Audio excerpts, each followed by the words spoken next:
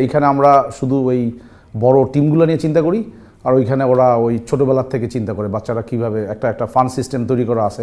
11, 12, 13-এ যে এইজ গ্রুপে যে বেসিকটা শেখানো হয় সেটা অ্যাকচুয়ালি লাইফ লং ওইটা ওদের প্ল্যানের মধ্যে থাকে, যে মেমোরি যেটা বলে। হ্যাঁ, অনেক বাংলাদেশি বাইরে খেলতেছে, নিউজ আসতে চাইতেছে, এই জিনিসটাকে খুব সুন্দরভাবে কাজে লাগানো উচিত। জায়মা আমার তখন one of the top athlete ওই এইজ গ্রুপে, তখন সে 5 to 6-এ ছিল, আর তখন ফুটবলও অনেক পপুলার ছিল।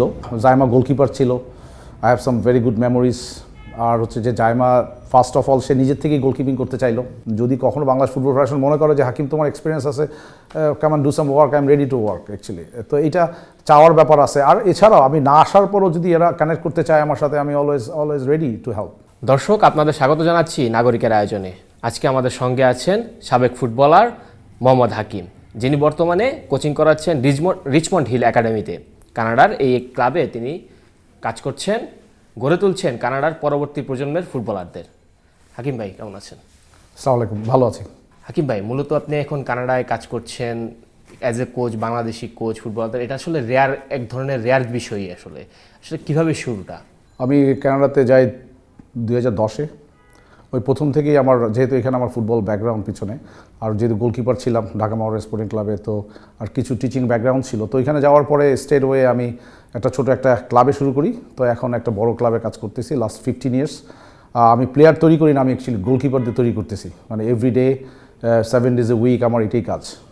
হাকিম ভাই, আপনি যেহেতু দেশেও ফুটবল খেলেছেন, সেখানকার অবস্থাটা আপনি দেখেছেন রুট পর্যায়ের, এবং আমাদের ঘরোয়া ফুটবলটা দেখেছেন, কানাডায় কাজ করছেন সেটাও দেখছেন। আসলে ডিফারেন্সটা কোথায়? আমাদের ছোটো কথায় বলতে হয় যে এখানে ডিফারেন্সটা হচ্ছে যে এইখানে আমরা শুধু ওই বড় টিমগুলো নিয়ে চিন্তা করি, আর ওইখানে ওরা ওই ছোটোবেলার থেকে চিন্তা করে বাচ্চারা কীভাবে একটা ফান সিস্টেম তৈরি করা আছে, যাতে সবাই ফুটবলের সাথে মানে ইনভলভ থাকে।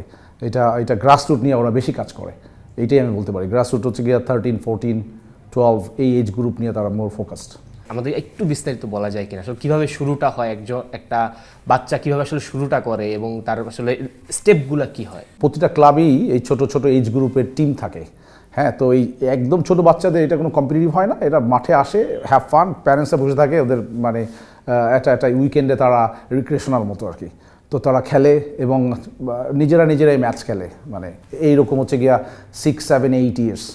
যখন 9, 10, 11 এই বয়সে যায়, তখন তারা একটা লিগের সিস্টেমে যায়, ট্রেনিং করে 2 দিন, একদিন হয়তো বা উইকেন্ডগুলোতেই গেমগুলো হয়। সো এটা স্ট্রাকচারভাবে তৈরি করা আছে, এবং ক্লাবগুলোর লাইসেন্স করা থাকে, এবং এটা ফিকচার করা থাকে খুব সুন্দর আর কি। আর কিছু আছে রিক্রিয়েশনাল, সেটা হচ্ছে গিয়ে আপনার অনলি সামারে হয়। কম্পিটিটিভ সেটা হচ্ছে গিয়ে winter summer whole season continue করে।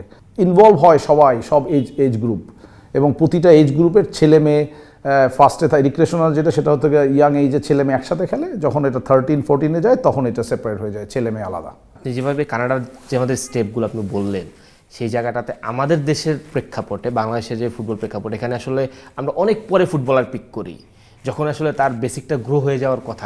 আপনি যদি বাইরের দেশে চিন্তা করেন যে আপনাদের হিসেবে বেসিকটা গ্রো হয়ে গেছে অলরেডি, ওই পর্যায়ে আমরা আসলে ক্রিয়েট করি, তখন তাকে আসলে নতুন করে শেখানোর জায়গাটা কম থাকে, স্কোপটা। তো এটা আমাদের ফুটবলের ক্ষেত্রে আসলে নেগেটিভলি ইম্প্যাক্ট করে কিনা পরবর্তী পর্যায়ে?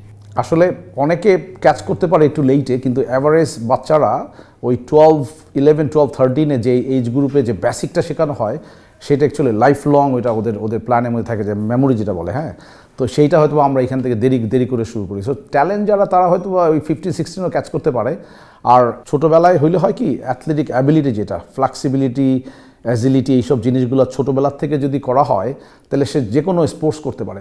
আমাদের কানাডায় আমি যেটা দেখি যে ইটস নট অনলি সকার, ওরা হচ্ছে গিয়ে ডিফারেন্ট সিজনে ডিফারেন্ট স্পোর্টস করে। উইন্টারে হয়তো বাস্কেটবল করে বা ব্যাডমিন্টন করে, সামারে এসে সকার করতেছে। তো এইটা আর্লি এজের কথা বলতেছে, কিন্তু যখন তারা 13, 14 তখন তারা পিক করে কোন স্পোর্টসটা তারা মানে কন্টিনিউ করবে। তাদের ভালো লাগা ব্যাপার আছে, তাদের যারা ট্যালেন্ট আছে, তো ওইভাবেই মোটিভেশন করে যাতে করে তারা স্পেসিফিক স্পোর্টসে থাকে। কিন্তু আর্লি এইজে তারা দেখা যায় যে ডিফারেন্ট সিজনে ডিফারেন্ট খেলতেছে। মানে আমি মাঝে মাঝে সারপ্রাইজ হই, আমার সকার প্লেয়ার তারা যখন আমি দেখি যে তাদের আইস হকি যে স্কিল, মানে আনবিলিভেবল। তারা হয়তো ভিডিও শো করে আমাকে যে সে আইস হকি ছাড়া তো কানাডা না, আপনি জানেন সবার আইস হকি একটু খেলতে হয়। তো আসলে ফার্স্ট হচ্ছে অ্যাথলেট, তারপরে আপনি পিক করবেন সকার না বাস্কেটবল না অন্য কোনো স্পোর্টস। হামজা বাংলাদেশ দলে আসার পরে বাংলাদেশ ফুটবলে আরেকটা নবজাগরণ তৈরি হয়েছে বলে আসলে আমরা বলি, এবং স্টেডিয়াম ফুল থাকে এখন। যেটা ফুটবলে আসলে কিছুদিন আগেও হয়তো আমরা চিন্তা করতাম না স্টেডিয়াম ফুল হবে, অনেক গ্যালারি ফাঁকা থাকতো, সেই জায়গাটা থেকে আসলে বাংলাদেশ দলের এখনকার খেলাটা কেমন লাগছে এবং আপনার মূল্যায়নটা কি? মূল্যায়নটা এটা আনন্দের ব্যাপার, বাংলাদেশ ফুটবল আবারও আসছে, হ্যাঁ, specially for Hamza, only one man, right, this guy actually change the whole football Bangladesh, right, unbelievable. আমরা সবাই খেলা দেখি, আমাদের বাংলাদেশে ঢাকা স্টেডিয়ামে মানুষ আসতেছে, খেলতেছে, এটা অনেক আনন্দের ব্যাপার। কিন্তু এইটা কন্টিনিউ যদি করতে পারে তাইলেই হচ্ছে বেটার, কারণ হামজা তো হাউ লং ফর, রাইট। কিন্তু এই ক্রেজটাকে কাজে লাগানোর পরে যদি বাংলাদেশ একটা স্ট্রাকচার তৈরি করতে পারে, সেইটাই হবে কাজের কাজ। এই ক্রেজটা কিন্তু আগেও ছিল, লং টাইম ব্যাক 90-র দিকে অনেক ক্রেজ ছিল, কিন্তু সামহাও প্ল্যানিং ছিল না, যার জন্য ফুটবলটা নিচে চলে যায়, তাই না? ক্রিকেটটার স্ট্রাকচার ভালো ছিল, রেজাল্ট পাইছে কিছু, উপরে চলে গেছে, ঠিক সেম ফুটবলে এখন কিছু রেজাল্ট আসবে, ক্রেজ থাকবে, দিস দ্য টাইম, মোমেন্টামটা যদি ফুটবল ফেডারেশন কাজে লাগায়, আমার মনে হয় football will be for long run, আপনি একই রকম জিনিস দেখতে পাবেন। আসলে এটা তো ওয়ার্ল্ড ওয়াইড স্পোর্টস, রাইট, এটা সব জায়গায় ফুটবল আপনার number one sports, right, in the world.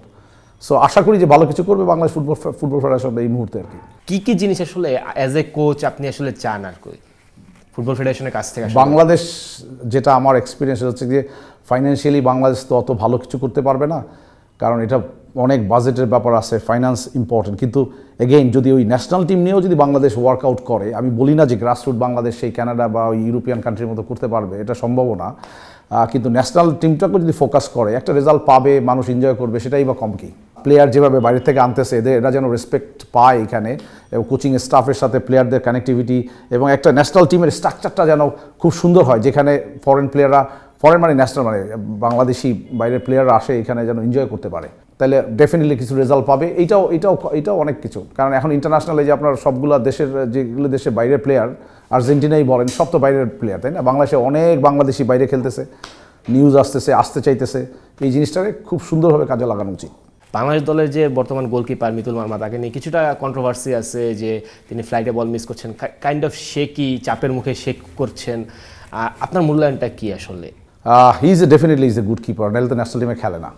কিন্তু মানুষের খারাপ সময় যায়, তারও খারাপ সময় যাচ্ছে, কিন্তু আমার মনে হয় এটা কাজ করা উচিত তাকে নিয়ে, একটু বেশি মনোযোগ দিলে তাহলে সে এত কন্টিনিউ খারাপ করার কথা না।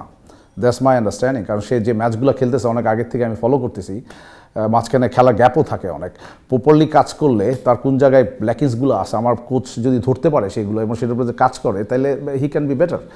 আর হেড কোচের বলতে পারি যে যদি গোলকিপার একটা ফল করে টাইম টু টাইম, তাহলে he should be change. There is other couple of goalkeepers like substitute keepers, তারা কেন আছে টিমে, তাই না? এই চেঞ্জ করার মাইন্ডসেটও আমার মনে হয় যে কোচের থাকা দরকার, সাহসী মনোভাব যেটা।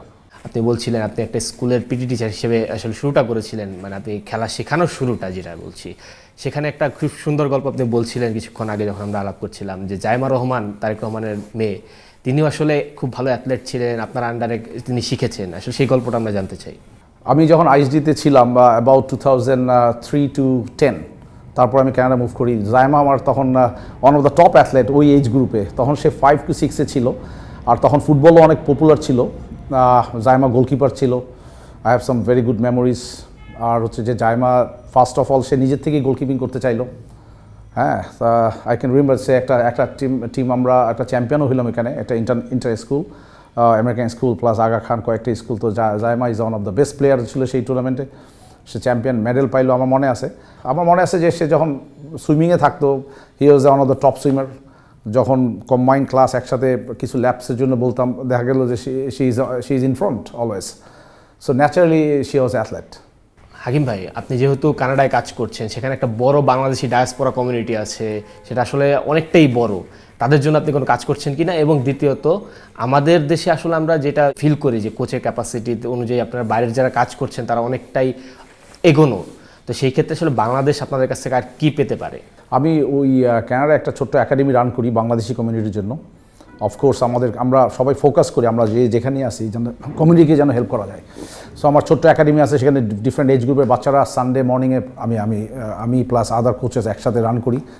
বাংলাদেশি কমিউনিটি, প্রত্যেক কমিউনিটি বেসড ক্লাবগুলোও কিছু আছে, কারণ সবাই তো খুব ট্যালেন্ট না, সবাই তো রিচমন্ড হিল ক্লাবে খেলতে পারবে না, তাদের জন্য একটা অ্যারেঞ্জমেন্ট আছে। আর বাংলাদেশের কাজের কথা যেটা, সেটা হচ্ছে বাংলাদেশে তো সবসময় যে কোনোভাবে আমি ওপেন টু হেল্প। যদি কখনো বাংলাদেশ ফুটবল ফেডারেশন মনে করে যে হাকিম তোমার এক্সপিরিয়েন্স আছে, come do some work, I am ready to work actually. তো এইটা চাওয়ার ব্যাপার আছে। আর এছাড়াও আমি না আসার পরও যদি এরা কানেক্ট করতে চায় আমার সাথে, আমি অলওয়েজ রেডি টু হেল্প। হাকিম ভাই, আমাদের সাথে থাকার জন্য ধন্যবাদ। আপনাকে নাগরিকায় এসেছেন, এই জন্য অনেক কৃতজ্ঞতা। আপনাকেও ধন্যবাদ, নাগরিক টিভিকে ধন্যবাদ। সবাই ভালো থাকবেন। সামনের দিনে আমরা এরকম আরও আয়োজন নিয়ে আপনাদের পাশে থাকবো, আপনারাও আমাদের সঙ্গ দিবেন।